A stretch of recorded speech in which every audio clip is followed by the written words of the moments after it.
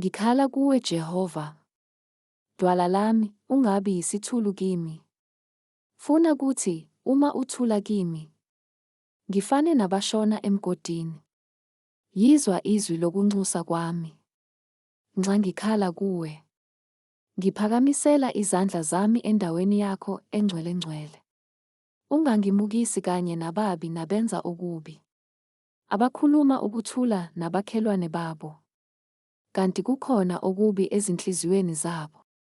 Banike njengokwenza kwabo nanjengobubi bemisebenzi yabo. Banike njengokwenza kwezandla zabo. Baphindisele abakwenzileyo. Ngokuba abayinaki imisebenzi kaJehova, nokwenza kwezandla zakhe, uyakubadiliza, angabakhi.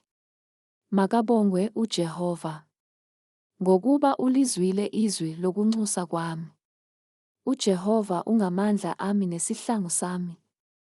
Inhliziyo yami ithembe kuye, ngasizwa.